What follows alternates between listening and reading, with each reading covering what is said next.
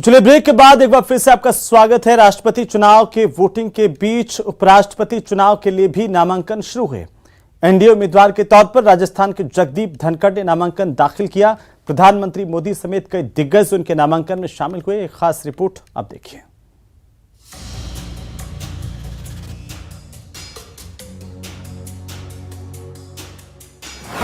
उपराष्ट्रपति पद के लिए नामांकन।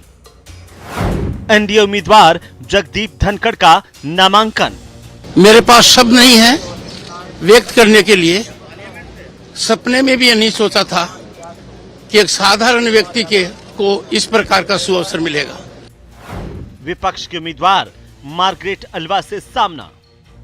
मेरी पृष्ठभूमि को देखते हुए मेरा निरंतर प्रयास रहेगा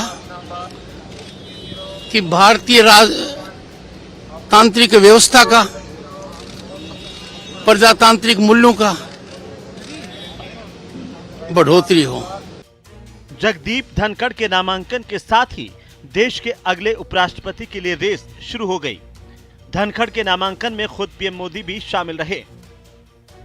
पीएम के साथ ही गृह मंत्री Amit Shah, BJP chief JP Nadda, रक्षा मंत्री राजनाथ सिंह और केंद्रीय मंत्री नितिन गडकरी समेत समर्थन करने वाले कई राजनीतिक दलों के सांसद मौजूद रहे। जगदीप धनखड़ के नाम का ऐलान कर बीजेपी ने पूरे देश को चौंकाया, लेकिन नामांकन कार्यक्रम की तस्वीरें इस ऐलान की पूरी कहानी बयां कर गई। इस नामांकन कार्यक्रम में उपराष्ट्रपति पद के उम्मीदवार जगदीप धनखड़ और पीएम नरेंद्र मोदी की केमिस्ट्री चर्चा का विषय बन गई। नामांकन के दौरान दोनों साथ रहे, कुछ गपशप भी होती रही। तो खास बात यह थी कि दोनों के कपड़े भी एक जैसे ही थे।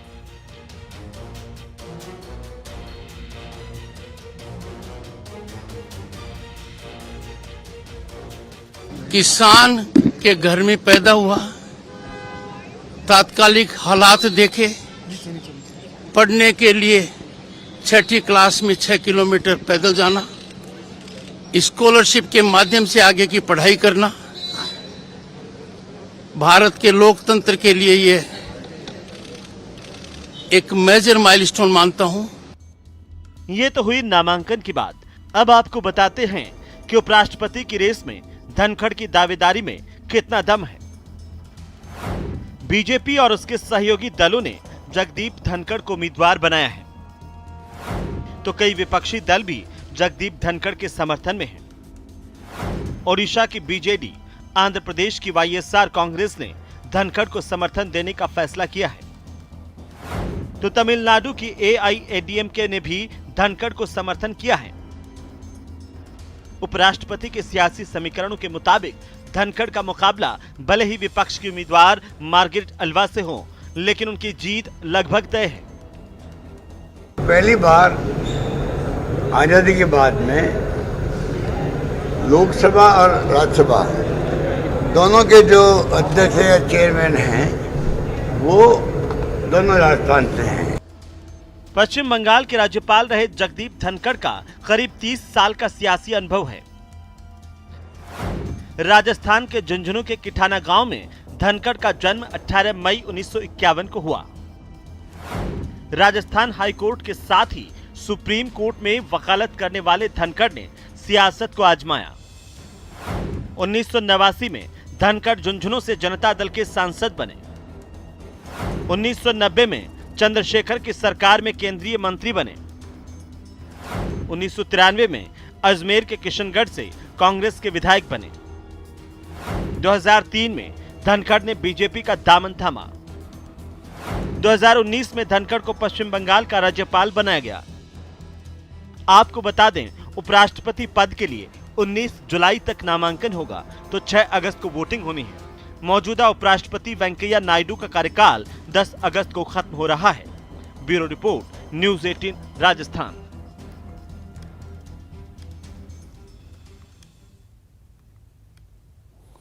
तो चलिए आगे बढ़ेंगे और अब हम बात करेंगे एक दर्दनाक हादसे की। मध्य प्रदेश के धार के खलघाट में एक बड़ा हादसा आज हुआ। यहां पर नर्मदा नदी में बस गिर गई।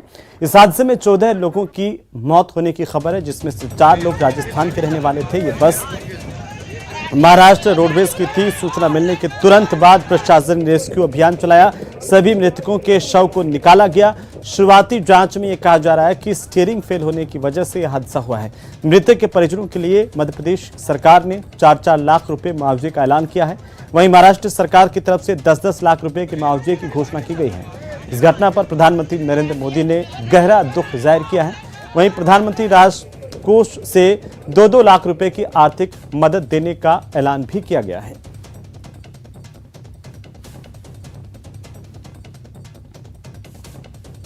तो ग्राफिक्स के जरिए भी जरा समझिए कि किस तरीके से हादसा हुआ। आपकी टीवी स्क्रीन पर हम दिखा रहे हैं कि कैसे ये बस पुलिया पर आगे बढ़ रही थी और इसी दौरान खबर है कि इसका स्टीयरिंग फेल हुआ, बस अनियंत्रित हुई और पुलिया से सीधी नर्मदा नदी में गिर गई और इससे 14 लोगों की अब तक मौत होने की जानकारी है।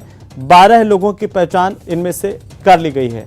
हादसे का पहला सीसीटीवी फुटेज भी सामने आया है, जहां पर मध्य प्रदेश के धार में नर्मदा नदी में बस गिरने की बड़ी खबर है। और आपको बता दें कि राजस्थान के 4 लोगों समेत 14 लोगों की मौत हुई है। इस हादसे पर मुख्यमंत्री अशोक गहलोत ने गहरा दुख जताया है। राजस्थान के मृतकों के परिजनों के लिए मुआवजे का ऐलान सीएम की तरफ से किया गया है। मुख्यमंत्री ने ऐलान किया है कि 5-5 लाख रुपए की आर्थिक सहायता मृतकों के परिजनों को दी जाएगी। राजस्थान के मृतकों के परिजनों के लिए सीएम अशोक गहलोत की ओर से मुआवजे का ऐलान किया गया है। आर्थिक सहायता देने की घोषणा की गई है। ये बड़ी खबर है इस वक्त की। आपको बता दें कि राजस्थान के मृतकों के परिजनों के लिए मुआवजे का ऐलान मुख्यमंत्री अशोक गहलोत ने किया है और उन्होंने ये जानकारी दी है कि 5-5 लाख रुपए का आर्थिक मुआवजा परिजनों को दिया जाएगा। बड़ी और अहम जानकारी सीएम अशोक गहलोत ने इस घटना को लेकर के गहरा दुख प्रकट किया है। ट्वीट करते हुए लिखा है कि मृतकों में राजस्थान के भी मृतक शामिल हैं। मध्य प्रदेश के धार में बस के नर्मदा नदी में गिरने से कई लोगों की मृत्यु का समाचार दुखद है। ये मुख्यमंत्री की ओर से लिखा गया है और उन्होंने लिखा है कि मैं ईश्वर से सभी मृतकों की आत्मा की शांति और परिजनों को हिम्मत देने की प्रार्थना करता हूं। राजस्थान के निवासी भी इसमें शामिल हैं और इन सभी मृतकों के परिजनों को चिरंजीवी दुर्घटना बीमा योजना के तहत 5-5 लाख रुपए का मुआवजा दिया जाएगा। ये ट्वीट मुख्यमंत्री की ओर से करते हुए जानकारी दी गई है। मुख्यमंत्री अशोक गहलोत ने इस घटना पर गहरा दुख प्रकट किया है। 14 यात्रियों की मौत हुई है, जिसमें से राजस्थान के भी जो है अब वो लोग शामिल हैं। और ये मुख्यमंत्री ने अपने ट्विटर पर लिखा है कि मृतकों में राजस्थान के निवासी भी शामिल हैं और इन सभी मृतकों के परिजनों को 5-5 लाख रुपए के मुआवजे का ऐलान राजस्थान सरकार की तरफ से सीएम अशोक गहलोत ने किया है। ये हादसे के बाद की तस्वीरें और धार की तस्वीरें जहां पर नर्मदा में ये बस गिरी।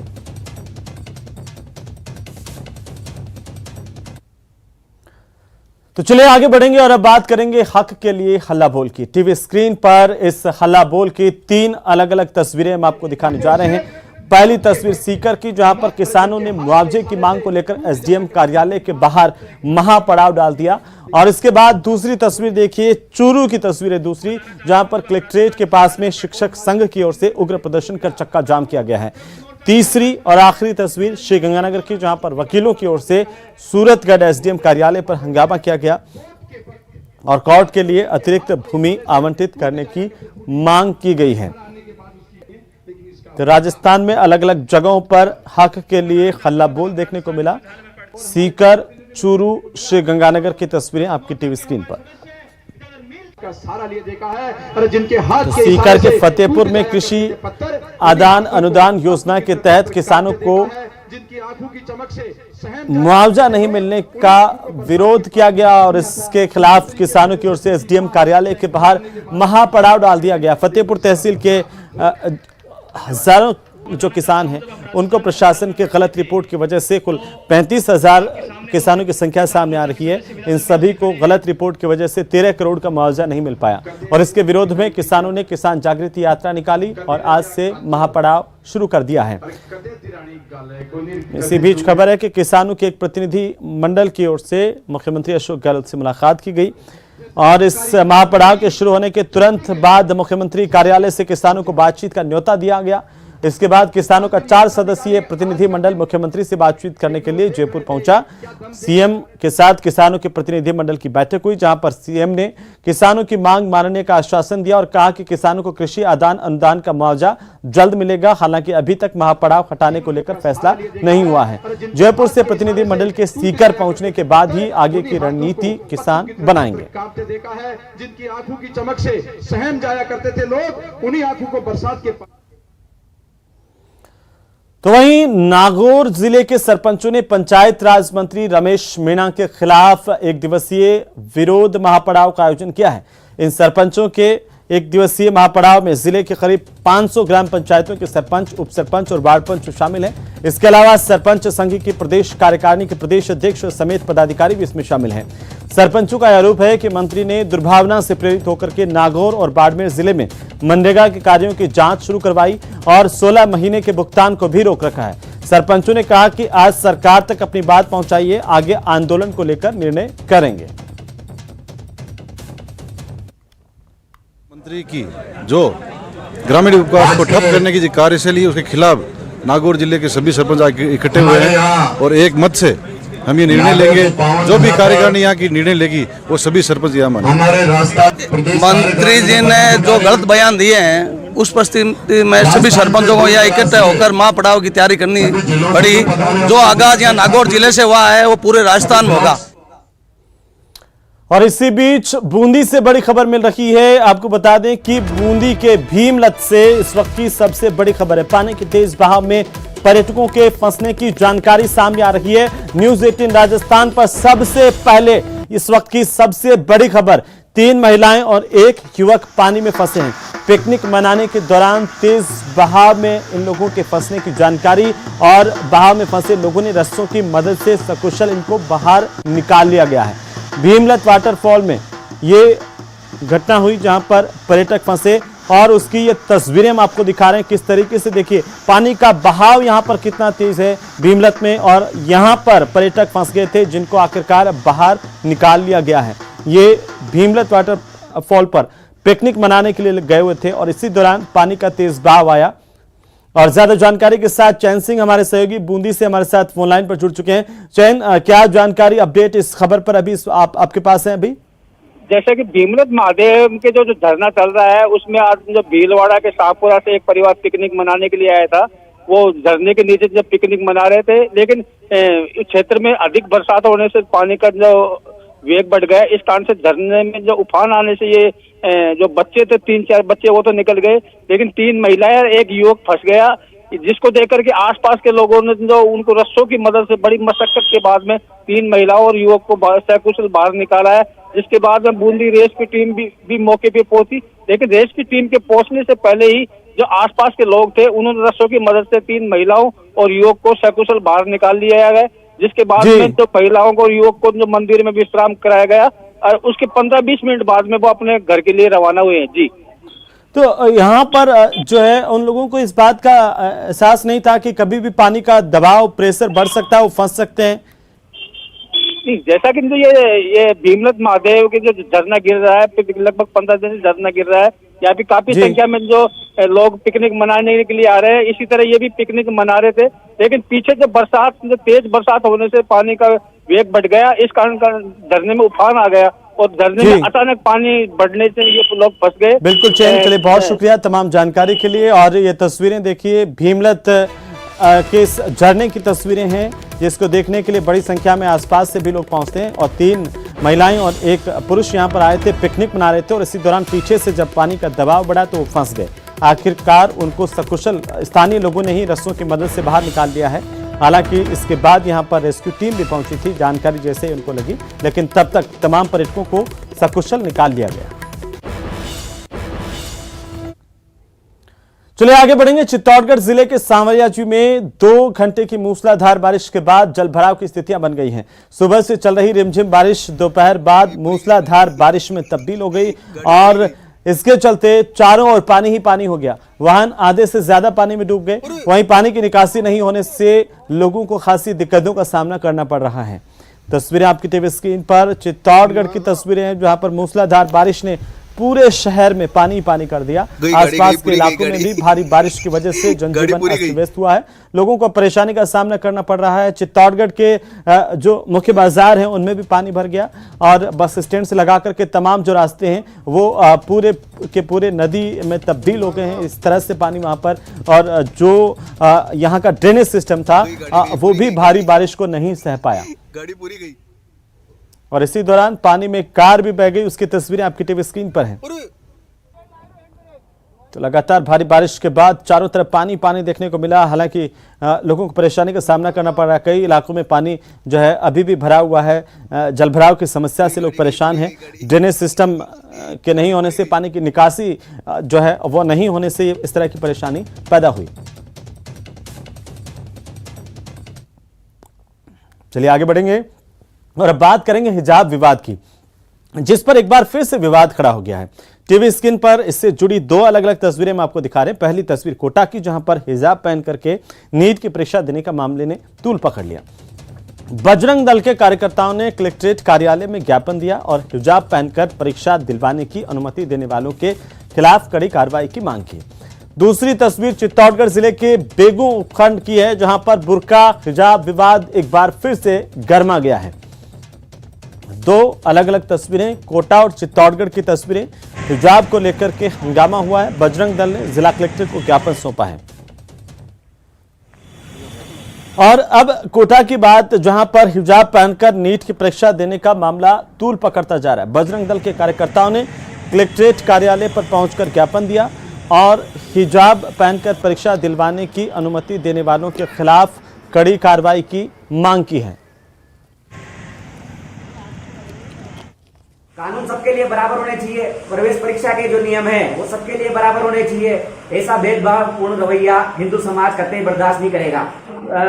जिला कलेक्टर साहब को हमने ज्ञापन दिया है और बजरंग दल के माध्यम से ये मांग की है, ऐसे अधिकारी जिन्होंने हिजाब पहनकर परीक्षा देने की अनुमति दी है उनके ऊपर तुरंत प्रभाव से सख्त कार्रवाई की जाए। तो वहीं चित्तौड़ जिले के बेगू उपखंड में बुर्का हिजाब विवाद एक बार फिर से गर्मा गया। राजकीय बालिका कन्या उच्च माध्यमिक विद्यालय में पढ़ने वाली एक छात्रा विद्यालय में बुर्का पहन करके चली गई। विद्यालय के अध्यापक ने टोका तो छात्रा विद्यालय से चली गई और परिजनों के साथ फिर से विद्यालय पहुंची और विद्यालय की ओर से की गई कार्रवाई का विरोध किया। सूचना पर थानाधिकारी शिवलाल मीना मौके पर पहुंचे। विद्यालय एसएमसी कमेटी के सदस्यों और समाज के मजदूरों को बुलाकर विद्यालय गणवेश में ही छात्राओं को भेजने की बात को समझाया।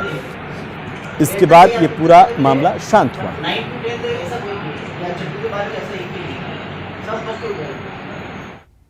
सरकार ने आदेश दिया कि भाई यूनिफॉर्म में आना, तो जैसा कि पीटी मैडम बता रहे हैं कि एक बच्ची कोई सिर पे कपड़ा हिजाब जैसा लगा के आई थी, तो उसको मैडम ने टोका होगा भाई ये नहीं चलेगा, तो उसके पेरेंट्स को बुला के ले। तो हमने सभी एसडीएमसी कमेटी और ऐसे सभी अन्य पेरेंट्स को सबको बुलाया, पुलिस प्रशासन भी आया और सबने मीटिंग में आम सहमति दी। उनके पेरेंट्स ने भी बच्ची के लिए तो इस बार के यूनिफॉर्म नहीं पहन के आएगी। से वहाँ पहुँचे स्कूल के अंदर, वहाँ पर जानकारी की तो पता लगा कि बच्ची के बुर्का पहन के आने को लेकर अभिभावक और स्कूल स्टाफ के बीच कुछ बातचीत हुई थी, जिस पर विद्यालय प्रशासन के द्वारा जो बच्चे थे उनके अभिभावकों को और मुस्लिम समुदाय के मोहतबर व्यक्तियों को बुलाकर उनकी समझाइश की गई। और तो वहीं अजमेर दरगाह की सीढ़ियों से गौहर चिश्ती की ओर से दिए गए विवादित नारे के मामले में गिरफ्तार दो आरोपियों फकर जमाली और मोइन खान की जमानत याचिका खारिज कर दी गई है। सोमवार को जिला और सेशन न्यायाधीश की ओर से दोनों की जमानत याचिका को खारिज किया गया। एक आरोपी मोइन खान ने जमानत के लिए कोर्ट के सामने अपने बेटे के निकाह का हवाला दिया था, लेकिन कोर्ट ने इस मामले में जांच जारी रहने की वजह से दोनों की जमानत याचिका को खारिज कर दिया। फिलहाल दोनों आरोपी हाई सिक्योरिटी जेल में अजमेर में बंद हैं और दोनों के मोबाइल की फोरेंसिक जांच जारी है।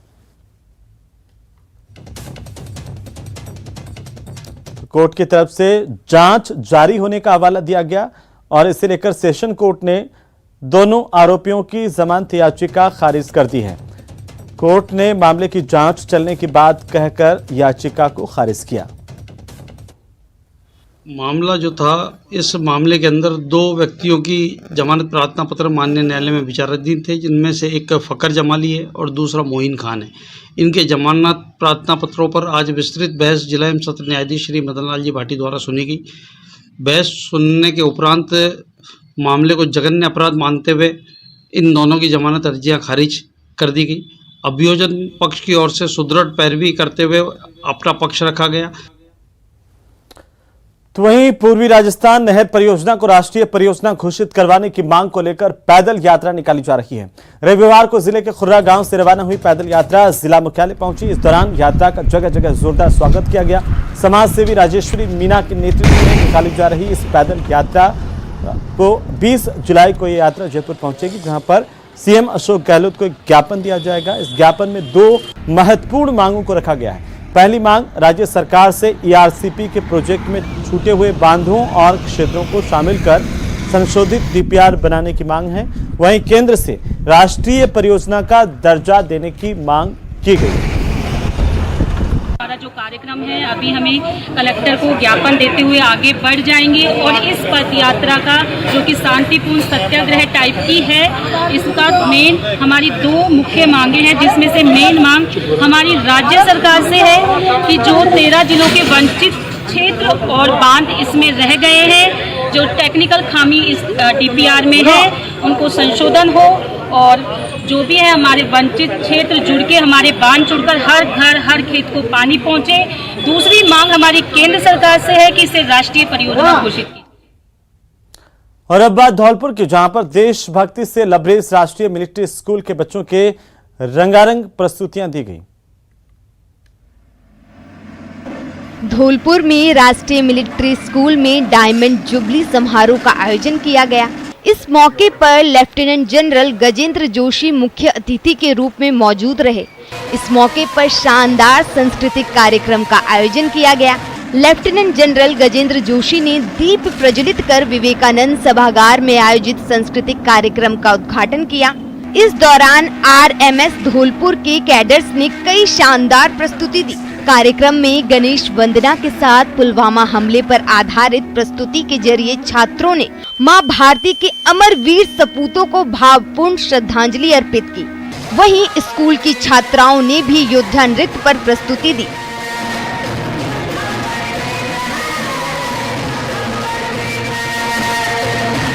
अंत में पंजाब के पारंपरिक लोक नृत्य भंगड़ा नृत्य की प्रस्तुति कर कलाकारों ने कार्यक्रम में 4 चांद लगा दी।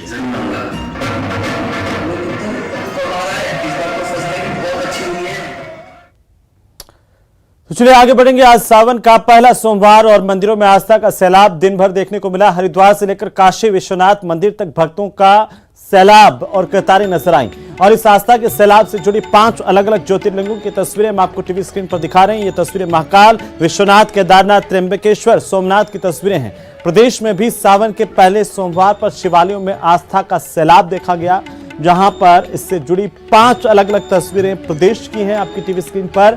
ये तस्वीरें जयपुर के झारखंड महादेव की पहली तस्वीर, उसके बाद बस्सी के नईनाथ धाम की तस्वीर, पोखरण के गुप्तेश्वर महादेव की तस्वीर और दौसा के प्रसिद्ध नीलकंठ महादेव के साथ साथ झुंझुनू के बावलियों की बगीचे की तस्वीरें भी आपकी टीवी स्क्रीन पर हैं।